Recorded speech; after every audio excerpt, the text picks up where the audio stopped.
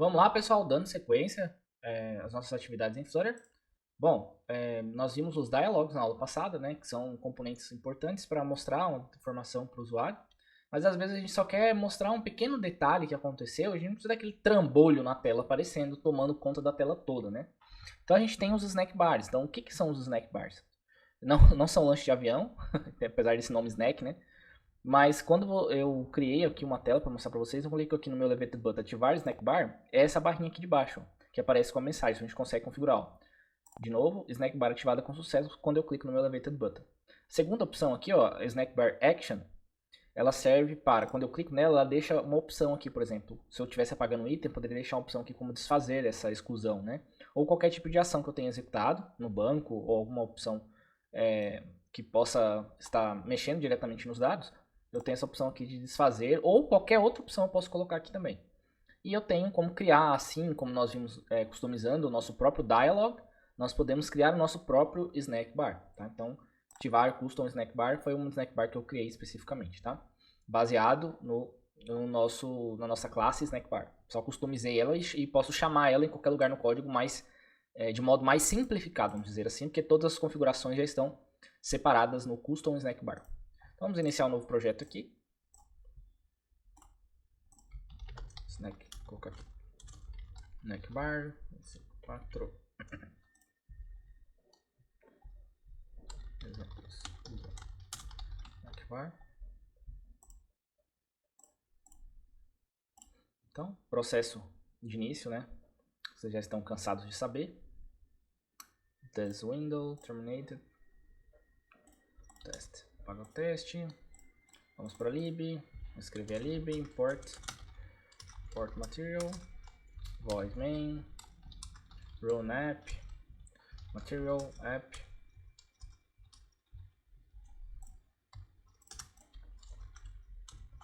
Opa, dentro de material, né? Debug, false. Ok. O arquivo, home screen.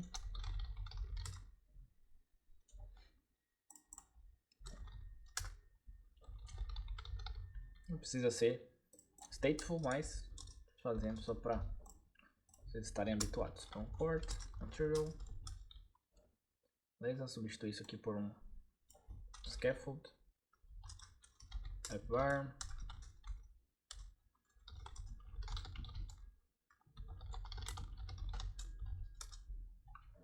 Ok. Body, column, children, elevated button, one pressed, child text.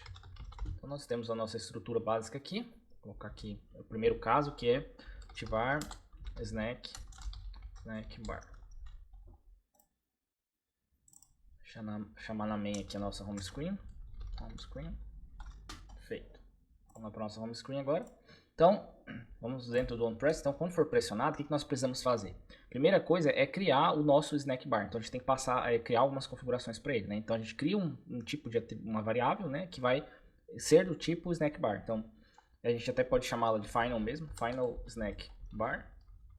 E esse final snack bar ele vai receber o tipo snack bar e aí um conteúdo. Né? Então, aqui ele espera um widget, então não pode ser string direto, então text. E aí eu posso sim passar o valor. Então, snack bar, vou colocar aqui. A snack bar foi ativada com sucesso. Beleza, então, feito a nossa snack bar, se eu clicar aqui em cima desse método da snack bar, a gente tem várias coisas. Background color, elevation, margin, padding, width, shape, behavior, action, show close icon. Então a gente tem animation, non-visible. Então vocês podem brincar um pouquinho com os atributos, uma vez que vocês já sabem do que se trata, né? Então não vou gastar tempo com isso, mas para vocês saberem que existe. Então, criei aqui o meu objeto de snack bar. Aí agora eu faço a chamada dele. Como que eu faço a chamada dessa snack bar? Então quando houver o clique, o que está acontecendo? Eu estou criando minha snack bar. Poderia criar essa snack bar fora também, né? Tá, uma vez que a gente não tem contexto. Só que tem que ser dentro do scaffold, né? Então, como é que a gente faz agora para chamar esse snack bar? Então, scaffold messenger.offContext show snack bar, e aí eu passo o objeto que contém minha snack bar. Beleza, só isso. Tá, então, esse aqui obrigatoriamente ele precisa de contexto, ele tem que estar dentro do scaffold aqui. Tá? Então, Preciso dessa... A gente vai ver no get, quando a gente viu o getX, o getX ou getX, que nele existe a possibilidade de eu chamar fora do scaffold, fora de contexto. Mas por enquanto não. Tipo assim, vai ser alguma coisa mais ou menos assim. Ó. Deixa eu lembrar aqui. Get.snackbar. Pronto. E aí o título, por exemplo. Então vai ser bem tranquilo de fazer a chamada, tá? Então, mas a gente vai ver o getX ainda. Bom, então feita a chamada aqui, vamos executar, ver se está funcionando. Vale mais uma vez lembrá-los, beba água.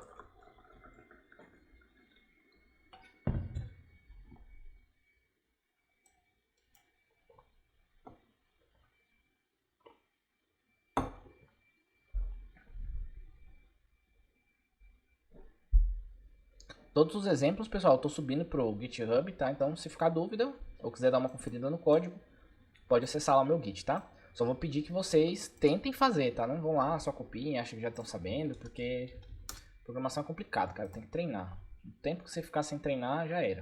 Então, vamos ver se está funcionando. Quando eu clicar no meu Elevated Button, aparece, né? A Snack Bar foi ativada com sucesso. Então, viu como que é simples? Então, por exemplo, se você estivesse executando uma ação de salvar no banco, alguma coisa assim, por exemplo, quando eu clicasse no OnPressed, eu chamaria a ação do banco e caso ela fosse bem sucedida, eu mostraria a Snack Bar, né? Poderia inclusive mostrar uma Snack Bar quando o caso foi sucesso, ou seja, conseguiu salvar, e insucesso quando não foi possível salvar, tá?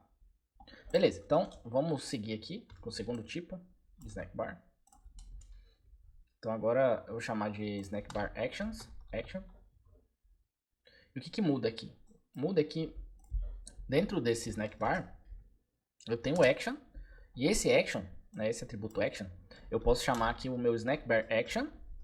E dentro desse Snack Bar Action eu posso modificar algumas coisas, né, em relação àquele botãozinho que eu mostrei no começo de desfazer. Ele tem dois itens que são obrigatórios. Primeiro, Required Label, então eu tenho que passar o label, que é uma string direto, não é um widget. Então aqui eu posso passar, por exemplo, desfazer, né, seria o comando de desfazer do banco se eu estivesse salvando, né. E o outro comando que é obrigatório, que aqui ó, mostra aqui, ó, Required Label, Required OnPressed, que é o meu método OnPressed. Então aqui eu poderia chamar uma outra função, a gente não vai fazer aqui, mas imagine que você estivesse excluindo algo, algum elemento, e aí se você teria a opção de desfazer dele, né? Desfazer essa exclusão. Então gerou aqui, ó, ativar o Snack Bar Action. Quando eu clico sobre ele, ó, o Snack Bar foi ativado com sucesso e ele tem uma opção aqui de desfazer, ó. Não está fazendo nada, meu OnPressed, a minha função está anônima, vazia. Então, mas existe essa possibilidade. Então, se você precisa, né, dentro do OnPressed executar uma outra ação para chamar uma outra função, concatenando esses métodos, as chamadas desses métodos, é bom lembrar que tem essa opção dentro do Snack Bar para vocês chamarem o action dentro dele e executar esse chamamento desse novo método, tá bom? Então, bem tranquilo também, né, pessoal? Bem tranquilo. Daí, assim, a gente pode, como eu falei, configurar, né? Então, aqui tem vários itens também que podem ser configurados. Shapes, widget, padding, margin, elevate, background. Então, brinquem um pouquinho com esses elementos aí, tá? E por fim, o terceiro, e não menos importante, né? Deixa eu copiar aqui. Que é o custom, né? Ativar Snack Bar Custom. E aí a gente não vai criar mais ela aqui. Então vou apagar essa criação aqui. A gente vai deixar só a chamada dele aqui, né? Na verdade eu vou deixar o elemento aqui e vou só fazer a modificação da chamada do método do Snack Bar aqui. Beleza. Então, vou criar um novo arquivo aqui, new, Dart5, vou chamar de custom Snack Bar. Nossa classe, custom Snack Bar. Lembrando que esses nomes não podem ser, devem evitar que esses nomes sejam iguais, né?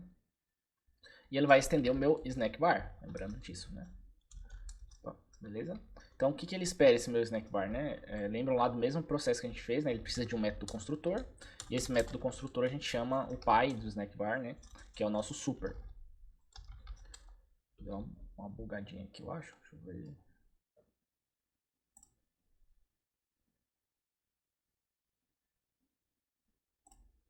Ah, não, tá errado aqui. Ah, isso mesmo. Deixa eu ver. Vamos lá de novo, eu fiz cagada aqui. É método, beleza. 2 pontos, super, faltou a chamada de método ali.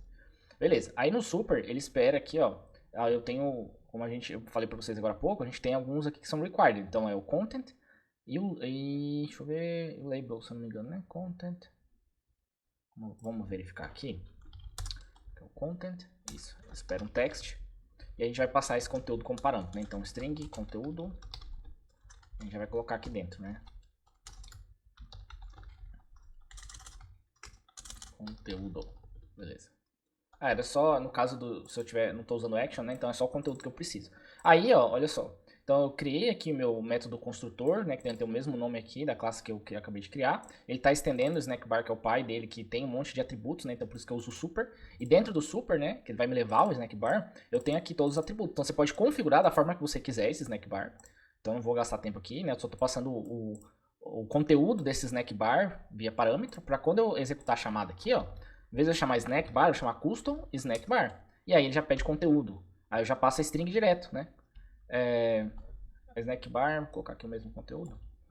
A snackbar customizada foi ativada com sucesso, para vocês verem a diferença. Então perceba que ficou só uma linha, porque eu já chamo a minha snackbar, do meu objeto snackbar, eu já passo a minha custom snackbar, né? Então preciso fazer as configurações aqui, né? Porque ela já está configurada no meu arquivo custom.